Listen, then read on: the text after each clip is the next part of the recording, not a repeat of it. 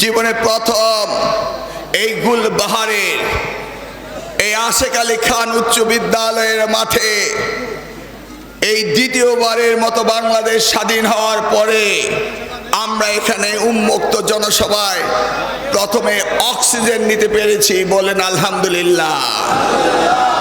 তারপরে বলেন আমরা মিটিং করতে পারছি, বলেন শুকরিয়া। তারপরে বলেন বিনা ভীতিতে আমরা এখানে মিটিং করছি, আলহামদুলিল্লাহ। কি মিথ্যা কথা নাকি? এই সেই গুলবাহার যেটার নাম শুনলে বিএনপির নেতা কর্মীদের পশম দাঁড়া হয়ে যেত নাকি? কিন্তু এগুলি বলার আগে এই গুলবাহারে 1996 সালের নির্বাচনে যখন আমি এসেছিলাম 3200 ভোট ছিল, পেয়েছিলাম মাত্র 45টি। মনে আছে? এই সেই গুলবাহার।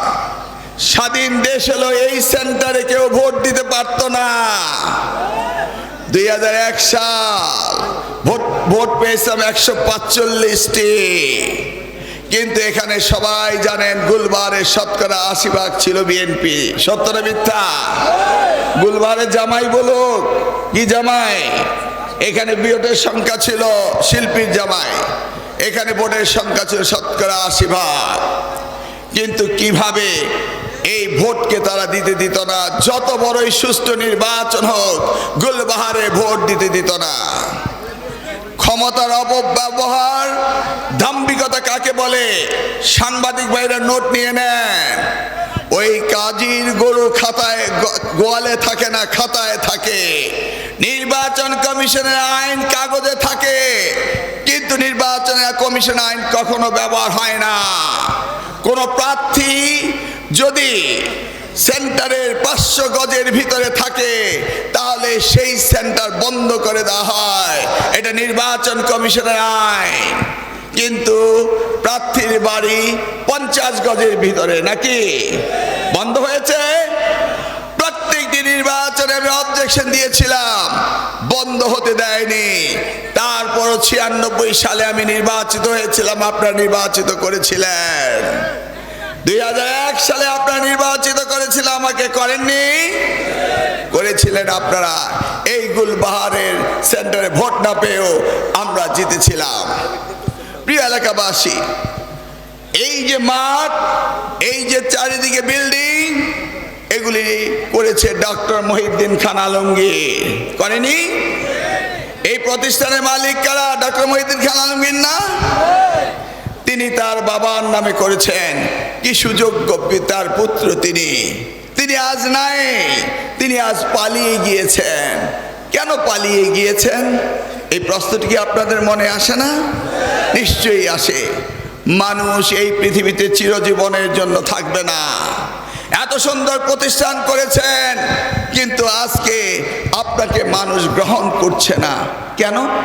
কিন্তু আমি মিলন আপনাকে হৃদয় থেকে গ্রহণ করি, আমি আপনাকে শ্রদ্ধা জানাই, আমি আপনাকে ভালোবাসি। এটা মিথ্যা কথা না। আমি বলিনি আর আগের মিটিংয়ে যে উনি যত অন্যায় করে থাকুক, যত কষ্টে আমাকে দিয়ে থাকুক, যত কষ্ট আমার নেতা কর্মীদের দিয়ে থাকুক, যত কষ্টে আমার স্ত্রী নাজমুন্নার বেবিকে দিয়ে থাকুক, যত কষ্টে আমার মেয়ে তানজিদা নার হককে কষ্ট দিয়ে থাকুক, যত কষ্টে আমার মা মাহমুদা বেগমকে কষ্ট দিয়ে থাকুক, যত শ্রী আমার পরিবারের আমার নেতা কর্মীদের চোখ দিয়ে বেরিয়ে থাকুক, তারপর আমি তাকে শ্রদ্ধা করি, ভালোবাসি। বলেন কেন? নিশ্চয়ই রিজন আছে। আমার আব্বা একজন সরকারি আমলা ছিলেন, কচুয়ায় আমাদেরকে রাখেননি। আমাদের জন্ম হতে শৈশব হতে বড় হয়ে ওঠা ঢাকা শহরে। পিতার লাশকে নিয়ে যখন কচুয়ায় দাফন করতে আসলাম, তখন সিদ্ধান্ত নিলাম বাকি জীবনের রাজনীতি কচুয়ায় করব। আমি মনে পড়ে না কখনো আমি 5 ওয়াক্ত নামাজ ঠিক মতো পড়েছি কিনা। কখনো ফজর বাপের জন্য পড়তাম, কখনো আম্মার জন্য মাগরিব পড়তাম, পারলে এশা ফাঁকি দিতাম। কিন্তু 5 ওয়াক্ত নামাজ পড়া হতো না। মাঝে মাঝে হতো, রোজার সময় হতো। কিন্তু তিনি যখন আমাকে জেলে পাঠালেন তখন থেকে এই যাবৎ আমার 5 ওয়াক্ত নামাজ আর মিস হয় নাই। কত বড় সওয়াবের কাজটি তিনি আমাকে করেছেন জেলে পাঠিয়ে, বুঝতে পেরেছেন তো? কোরআন শরীফ বাবা পড়িয়েছিল, ভুলে গিয়েছিলাম, কিন্তু মহিউদ্দিন খান আলমগীর আমাকে কারাগারে দেওয়ার পরে কারাগারে বসে 6 বার খতম করেছি, ইংরেজিতে করেছি, বাংলায় করেছি। সেই হতে আজ অবধি আমার কোরআন খতম প্রত্যেকের রোজায় হবেই হবে যতদিন বেঁচে থাকি ইনশাআল্লাহ। এটা কার জন্য হলো? মহিউদ্দিন খান আলমগীরের জন্য না? চিন্তা করতে পারেন? হ্যাঁ, এবার আসুন, আমি সায়েন্সের ছাত্র ছিলাম, আমেরিকায় গিয়ে MBA করেছি।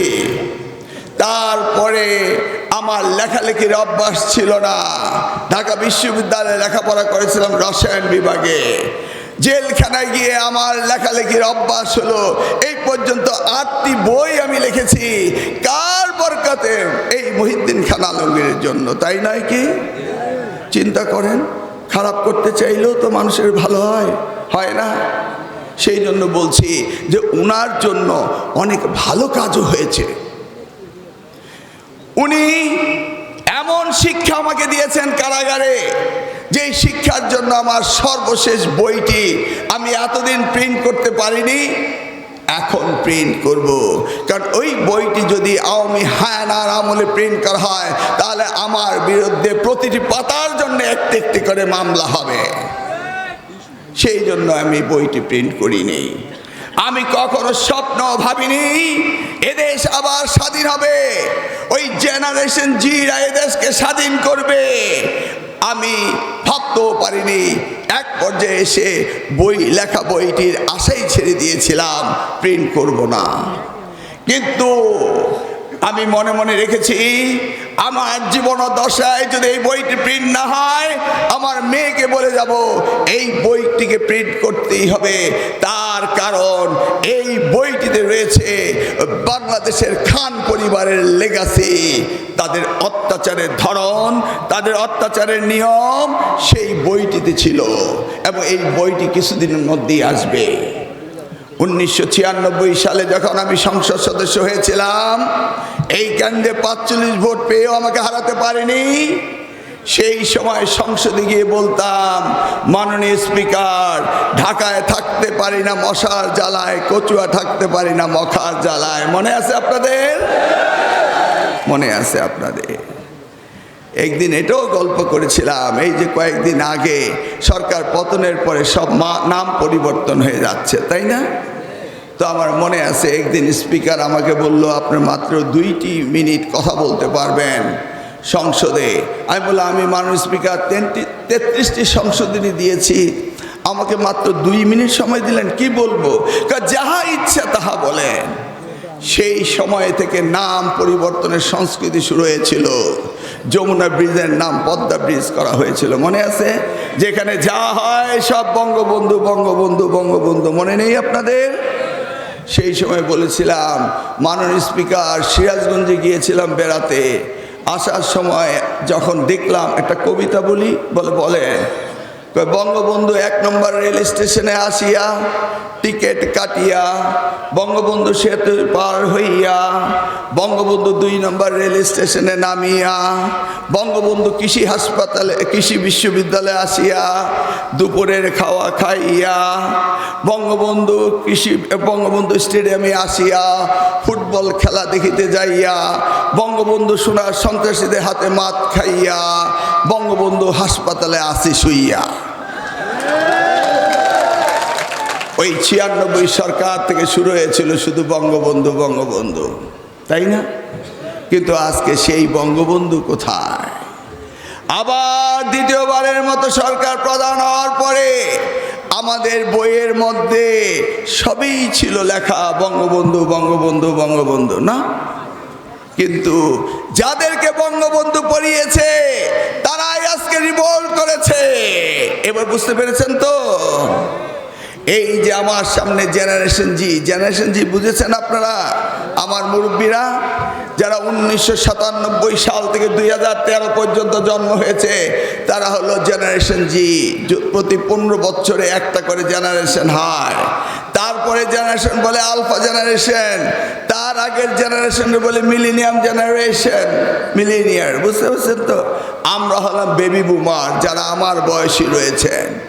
এই মিলেনিয়ার এরাই, এই জেনারেশন জি, এরাই আজকে বাংলাদেশকে মুক্ত করেছে। এবং আজকের এই অনুষ্ঠানে আমি দেখতে পেয়েছি জেনারেশন জি আজকে সবচেয়ে বেশি।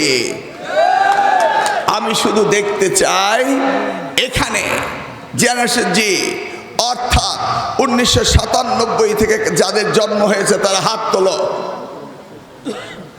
1997 পরে যাদের জন্ম হয়েছে হাত তোলো। আরো আছে 1907। তোমরা সবাই, এই তরুণরা, এই আবাবিল পাখিরা বাংলাদেশকে স্বাধীন করেছিল, করেনি? এই কচুয়াতে আজকে এই তরুণরা আবারও এই শহীদ রাষ্ট্রপতি জিয়াউর রহমানের বিএনপি, বেগম খালেদা জিয়ার বিএনপি, তারেক রহমানের বিএনপিতে আবারও তরুণরা জেগে উঠেছে। এই তরুণদেরকে আর থামিয়ে রাখা যাবে? এটা শুধু সময়ের ব্যাপার। প্রিয় এলাকাবাসী, কচুয়াতে এসেছিলাম জনগণের খেদমত করতে। 1996-তে নির্বাচিত হয়েছিলাম, কাজ করার চেষ্টা করেছিলাম, কিন্তু কাজের বিনিময়ে পেয়েছিলাম শুধু মামলা মামলা মামলা, তাই না? 2001 সালে নির্বাচিত হওয়ার পরে আপনাদের উন্নয়নের জন্য কচুয়ার প্রত্যেকটি স্কুল, প্রত্যেকটি মাদ্রাসা, রাস্তাঘাট, ব্রিজ, কালভার্ট, ফায়ার ডিপার্টমেন্ট, আমাদের ডাক বাংলা হতে শুরু করে এখনো কাজ নেই যে না করেছিলাম, মনে আছে? সবচেয়ে বেশি কাজ করেছিলাম শিক্ষায়, শুধু কচুয়ায় নয়, সারা বাংলাদেশে। আপনারা আপনাদের মিলনকে এমপি বানিয়েছিলেন 96-তে, আবারও আপনারা বানিয়েছিলেন 2001 সালে। বেগম খালেদা জিয়া প্রতিমন্ত্রীর দায়িত্ব দিয়েছিল, আপনারা সবাই খুশি হয়েছিলেন, হননি? আমি কি আপনাদের ইজ্জত রাখতে পেরেছি? আপনাদের সম্মান কি রাখতে পেরেছি?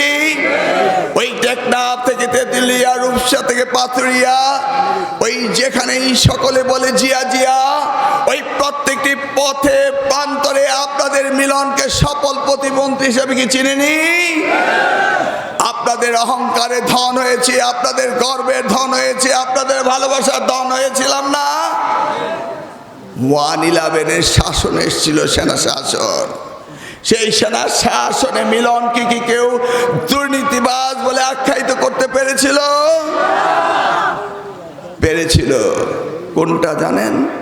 দুর্নীতিবাজ না পারলেও সকলে কিন্তু মোবাইল সাবধানে রাখবেন, মোবাইল চোর হিসেবে আখ্যায়িত করেছিল। মহিলারা ভ্যানিটি ব্যাগ সাবধানে রাখবেন। মন্ত্রীর বউ বেবি নাকি ভ্যানিটি ব্যাগ ছিনতাই করেছে নাকি? এখনো মামলা নেই, আমাকে দেওয়া হয়নি। একটি মামলায় বেঁচে গিয়েছিলাম, সেটার নাম হচ্ছে কি ইফটিজিং। সেই সময় ইফটিজিং শব্দের অর্থ আমরা জানতাম না। সেই ইফটিজিংয়ের মামলা ছাড়া সকল মামলা দেওয়া হয়েছিল।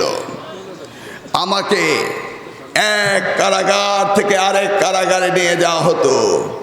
সকালে উঠে শুনেই চালান, কুমিল্লা কারাগার থেকে রংপুর কারাগার, সেখান থেকে আবার চালান ঢাকা কারাগার, সেখান থেকে চালান রংপুর কারাগার, সেখান থেকে চালান চাঁদপুর কারাগার, সেখান থেকে চালান কুমিল্লা কারাগার। আমাকে বাংলাদেশের এক কারাগার থেকে আরেক কারাগারে নিয়ে যেত। মনে হতো সেই দুর্দর্শ আসামি, এমনিভাবে আমাকে নিয়ে যাওয়া হতো। অপমান, বঞ্চনা, লাঞ্ছনা এর কোনোটির কমতি ছিল না। কিন্তু আল্লাহর কি রহমত, যেই কারাগারেই যাই সেই কারাগারে আমাকে মনে করে আমি মহান নেতা, তারা মনে করে আমি তাদের শিক্ষক। তারা আমাকে এমন সম্মান দিত, সেগুলো আমার বই বেরোলে বুঝবেন যে কত না আমি সম্মান পেয়েছি। এই সম্মান আমার কচুয়াবাসীর সম্মান। এমনও ঘটনা ঘটেছে, আমার একমাত্র কন্যা এসএসসি পরীক্ষা দিবে, অপরদিকে এক কারাগার থেকে আরেক কারাগার নিয়ে যাচ্ছে। আমার শুভাকাঙ্ক্ষী এসপিরা বলছে বেবিকে, ম্যাডাম স্যারের সামনে একটি গাড়ি রাখবেন, পিছনে একটি গাড়ি রাখবেন, আমরা জানি উনাকে পথে অ্যাক্সিডেন্ট করে মেরে ফেলার জন্য ষড়যন্ত্র হচ্ছে, সাবধানে থাকবেন। করেনি চেষ্টা? করেছিল, কিন্তু রাখে আল্লাহ, মারে কে? আমি তো এখনো জীবিত আছি আপনাদের সামনে, তাই না? একবার কুমিল্লা কারাগার থেকে চাঁদপুর কারাগারে নিয়ে যাচ্ছে হাজিরার জন্য। হঠাৎ করে সাবেক স্বরাষ্ট্রমন্ত্রী তিনি ফোন করলেন এসপিকে, বললেন কুমিল্লা থেকে বরুড়া দিয়ে রহিমানগর বাইপাস করে কালিয়াপাড়া দিয়ে চাঁদপুর নিয়ে যাও। এসপি সাহেব হঠাৎ চিন্তা করলেন, কেন এইভাবে কুমিল্লা থেকে বরুড়া দিয়ে নিতে হবে? বললো স্যার কেন? বললো হ্যাঁ, রোড অ্যাক্সিডেন্ট হয়েছে লালমাইতে, ট্রাফিক কনজাংশন, ওখানে তাকে রাখা যাবে না, বরুড়া দিয়ে নিয়ে যাও। এসপি বলল, স্যার আমার কাছে তো কোনো অ্যাক্সিডেন্টের রিপোর্ট নেই। তখন তিনি বললেন, তোমার রিপোর্ট লাগবে না, আমি যা বলছি তা করো। তো এসপি বলল, তারপরে স্যার রহিমানগরে এসে কি হবে? মানে কোনো অ্যাক্সিডেন্ট না, আমাকে দিতে ঘুরে আনতে হবে। বলে রহিমানগরে এসে কি হবে? আমার ছেলেরা ওর গাড়িতে আগুন জ্বালিয়ে দিবে পেট্রোল দিয়ে। তারপরে স্যার আমি কি বলবো উনি মারা গেলে? তুমি বলবে সিএনজি সিলিন্ডার ব্লাস্ট হয়েছে, তুমি যা বলছি তা করো। এসপি বলল, স্যার সরি, আমি করতে পারবো না। সেই এসপি শহীদুল্লাহকে সেই সময় রংপুরে পাঠিয়েছে পুলিশ প্রশিক্ষণ ইনস্টিটিউটে, গত বছর ডিসেম্বরে রিটায়ার্ড করেছে, তার সারা জীবনটাকে ধ্বংস করে দিয়েছে। বুঝতে পেরেছেন তো? মানুষ মরে যায়, তার লেগাসি রেখে যায়। আমি কিন্তু ডক্টর মহিউদ্দিন খান আলমগীরের বিরুদ্ধে কথা বলার জন্য তার এই সিস্টেম মাঠে কথা বলছি না। আমি বলছি ইতিহাস থেকে যেন মানুষ শিক্ষা নেয়, আগামী দিনে যেন আমি মিলনে অন্যায় না করি, ক্ষমতার দাপরে আমি যেন গর্ব করে কোনো অন্যায় না করি, সেই জন্য এই কথাগুলো বলছি। বুঝতে পেরেছেন কি আপনারা? ক্ষমতায় মানুষকে অন্ধ করে দেয়। এই যে কথাগুলো, প্রতিটি কথা অক্ষরে অক্ষরে লেখা রয়েছে আমার বইয়ে। কিভাবে আমাকে অপমান ও অপদস্থ করেছে, কিভাবে আমার দলের নেতা কর্মীদেরকে কষ্ট দিয়েছে। এই মঞ্চে গড়ে দেখবেন প্রত্যেকটি তারা জেল খেটেছে এবং মামলার আসামি হয়েছে। এই জন্য এই মঞ্চে যাদের উঠারও কথা না, তাদেরকে স্বপন উঠতে দিচ্ছে, কারণ যখন তাকিয়ে দেখে তারা বিগত দিনগুলোতে কারাগারে ছিল, কষ্ট পেয়েছে, সেই জন্যই আজকে সকলের মধ্যে একটা আন্তরিকতার একটি বন্ধন, আমরা ওই রেখা বন্ধনে বন্ধিত হয়েছি ওই মহিউদ্দিন খান আলমগীরের কারণে। উনি আমাদের জীবনে অনেক শিক্ষা দিয়েছেন। যদি আমরা এই শিক্ষাগুলো নিতে পারি তাহলে আমরা জীবনে অনেক বড় হব। আমরা যদি এই শিক্ষাগুলি নিতে পারি তাহলে আমরাই হব সত্যিকার অর্থে জনসেবার সেবক। আমরা দাম্ভিকতার সাথে কখনো আমরা মন্ত্রী এমপি হয়ে বাহাদুরি করতে চাইনি। আমরা চেয়েছি আপনাদের সেবাদাস হতে। এবার প্রমাণ করেছে 5ই আগস্টের পরে যখন সারা দেশ স্বাধীন হয়েছে, কচুয়ায় যখন কোনো প্রশাসন ছিল না, তখন এই কচুয়ার বিএনপির নেতা কর্মীরা কচুয়ার চকিদার হয়ে পাহারা দিয়েছিল, দেয়নি? আমি সেই চকিদারের প্রধান হতে চাই, যেই চকিদারের প্রধান হয়ে কচুয়ার জনগণকে খেদমত করব। সেই জন্যই আমি এসেছি কচুয়াতে। আমার মনে রয়েছে 1996 সালে নির্বাচিত হওয়ার পরই 2 সপ্তাহের মধ্যে মহিউদ্দিন খান আলমগীর আমাকে একটি পিটিশন করে সংসদ সদস্য থেকে আমাকে বের করে দেয়। কারণ আমি তখন ছিলাম বিদেশি নাগরিক, যুক্তরাষ্ট্রের নাগরিক। মামলা করে 5টি বছর সংসদ সদস্য ছিলাম। তার কারণ উনার দলেরও তখন 5 জন বিদেশি নাগরিক ছিল। আবুল হাসান চৌধুরী কায়সার, সৈয়দ আবু সাইদ চৌধুরী প্রথম রাষ্ট্রপতির ছেলে, তিনি ছিলেন পররাষ্ট্র প্রতিমন্ত্রী, তিনিও ব্রিটিশ সিটিজেন ছিলেন। আমি উনার বিরুদ্ধে মামলা ঠুকে দিলাম। যদি আমাকে বের করতে হয় তাহলে উনাকেও বের করতে হবে। 5 বছর আমি সংসদে ছিলাম নির্বিঘ্নে, কারণ আওয়ামী লীগ তো তার প্রতিমন্ত্রীকে বের করে দেবে না, দেবে? 2001 সালের নির্বাচনে আমি আমার যুক্তরাষ্ট্রের নাগরিকত্ব বিসর্জন দিয়ে আপনাদের প্রেমে পড়ে আপনাদের জন্য আমি কচুয়া ছেড়ে যাইনি। আমি নির্বাচন করেছিলাম আপনার বিপুল ভোটে। সাবেক 5টি মন্ত্রণালয়ের মন্ত্রী ছিল ডক্টর মহিউদ্দিন খান আলমগীরকে, তাকে আপনারা বিপুল ভোটে হারিয়ে দিয়েছিলেন, দেননি? পারেনি তারা। কেন পারেনি? কারা জনগণের প্রতিনিধি হতে পারে না। তাদের দাম্ভিকতা, তাদের অহমিকা। তারা এই রাষ্ট্রকে মনে করে তাদের পকেটের রাষ্ট্র। তারা মনে করে আইন তারা তৈরি করবে, আইন তারা প্রয়োগ করবে। এটাই ছিল তাদের দাম্ভিকতা। বড় কষ্ট হয়। আজকে এই ময়দানে আমি 3 বার এই নিয়ে উচ্চারণ করলাম। আশেক আলী খান, ডক্টর মহিউদ্দিন খান আলমগীরের পিতা। আমিও আমার বাবার নামে তেগুড়ায় ওবায়দুল্লাহ উচ্চ বিদ্যালয় করেছিলাম, যেখানে কচুয়ার হাইয়েস্ট জিপিএ পেত ওই মহিউদ্দিন খান আলমগীর আমার বাবার নামে স্কুল পাল্টিয়ে দিয়েছে, দেয়নি? উনি আরো 10টা প্রতিষ্ঠান করতে পারে, কিন্তু আমার পিতার নামের স্কুল পাল্টাতে পারে না। আমার নামে আনময় এহসানুল মিলন উচ্চ বালিকা বিদ্যালয় 12 নম্বর ইউনিয়নের চাঙ্গিনী গ্রামে করেছি, সেইটার নামও পাল্টে দিয়েছে। আমার মায়ের নামে মাহমুদা হক দাখিল মাত্রা করেছি, সেটাকে তিনি বন্ধ করে দিয়েছেন। আমার মেয়ের নামে জয়নগর তানজিদা নাহার স্কুল করেছি, সেটাকেও বন্ধ করে দিয়েছেন। বিদ্যালয় নাজমুন নাহার স্কুল করেছিলাম, সেটাকেও বন্ধ করে দিয়েছেন। বুঝতে পেরেছেন তো? রহিমানগর এহসানুল মিলন কারিগরি দাখিল মাদ্রাসা বন্ধ করে দিয়েছেন। কেন? কারণ আমি শিক্ষায় ব্যাপক কাজ করেছি। উনি যে করেছিলেন, আমরা কি কোনো আপত্তি করেছিলাম? আমরা তো করিনি। অতএব আমি আবারও বলছি, খান পরিবার থেকে শিক্ষা নেওয়ার অনেক কিছু রয়েছে।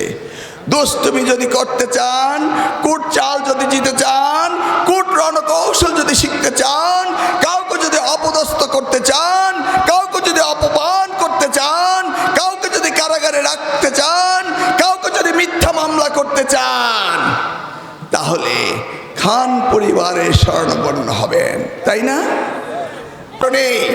আমরা আজও টিকে আছি, তারা নেই।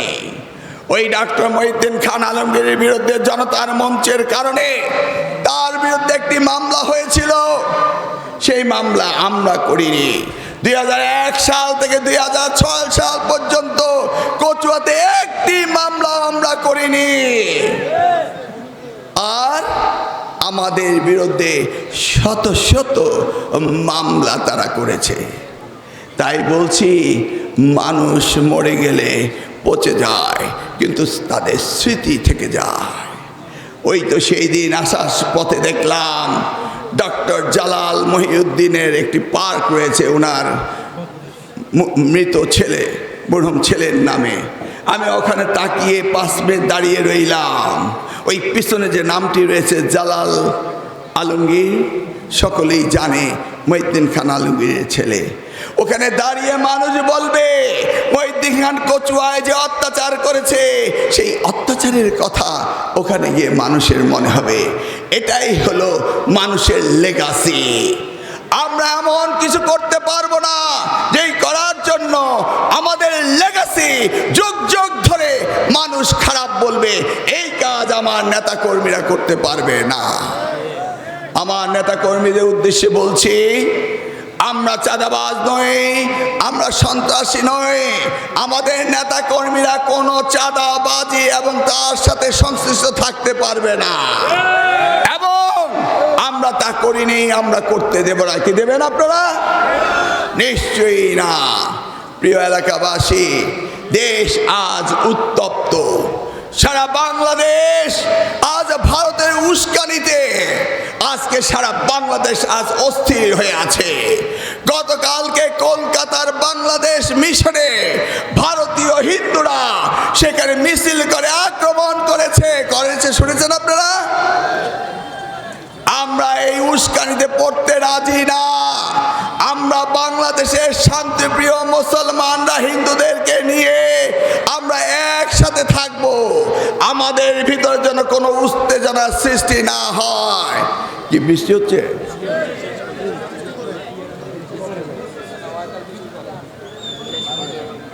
কি বসা যাবে না?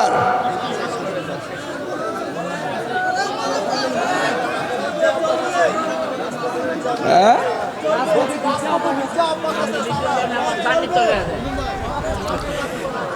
প্রিয় এলাকাবাসী, বৃষ্টি পড়লে আস্তে একটু সাইডে চলে যান, নাকি নাকি শেষ করে দেব?